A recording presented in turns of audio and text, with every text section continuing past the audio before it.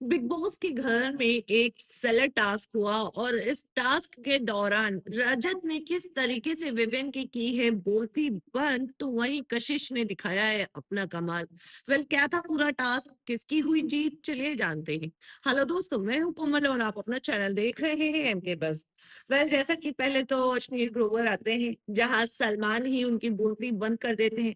हालांकि big boss के घर में वो एंट्री लेते हैं, जिसके बाद हम देखते हैं कि ऑब्वियस सी बात है कि वो एक बिजनेस टाइकून है और ऐसे में घर में जो है कंटेस्टेंट को ही प्रोडक्ट बनाकर सेल करना है, क्रिटिसाइज करना है, ये पूरा टास्क होता है।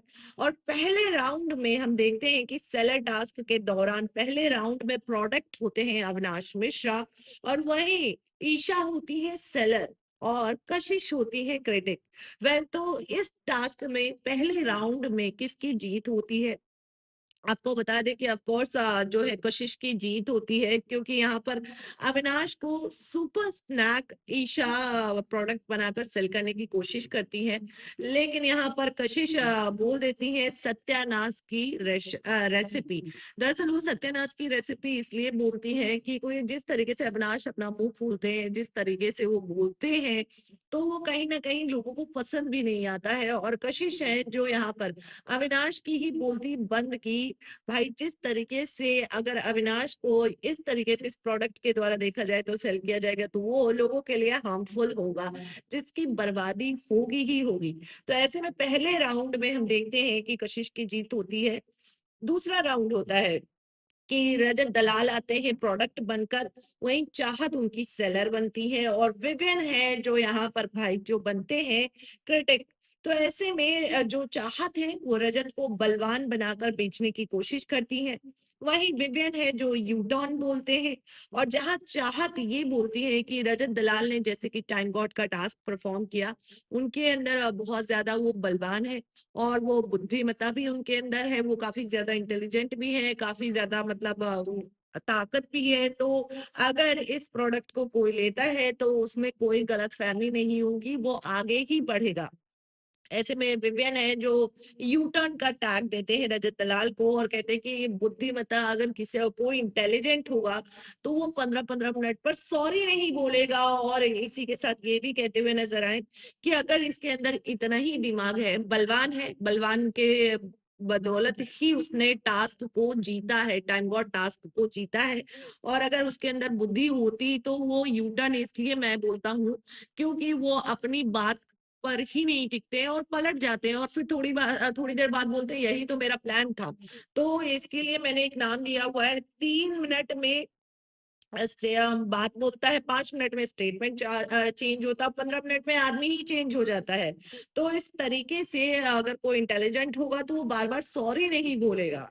तो वही चाहत एक्सप्लेन करती है, रजत दलाल खुद को भी एक्सप्लेन करते हैं कि अगर मैं बलवान और इंटेलिजेंट नहीं होता तो मैं ऊपर जाके अपने बैग को नहीं रखता, बकेट को नहीं रखता।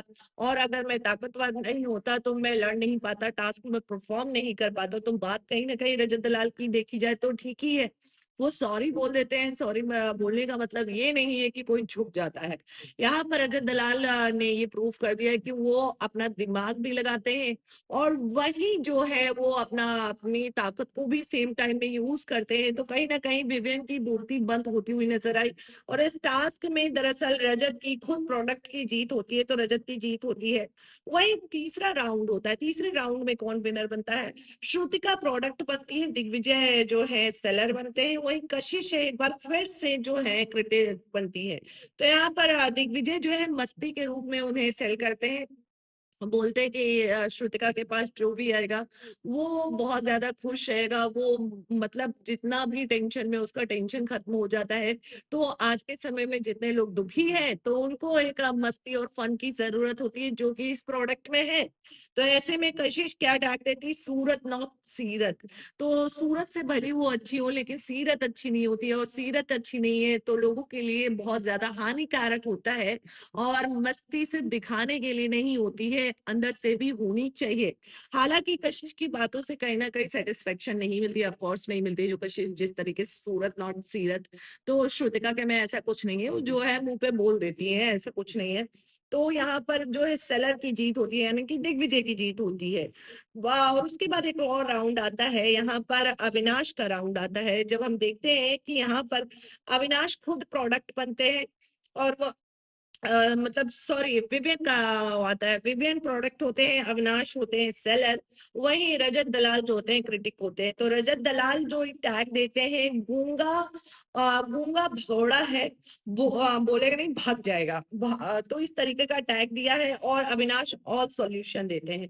और सॉल्यूशन इसलिए देते हैं कि विवियन के पास कोई भी प्रॉब्लम होता है, घर का कोई भी मुद्दा होता है, तो सब कोई विवियन से सॉल्यूशन लेने आता है, और विवियन सबका निजात भी करते हैं।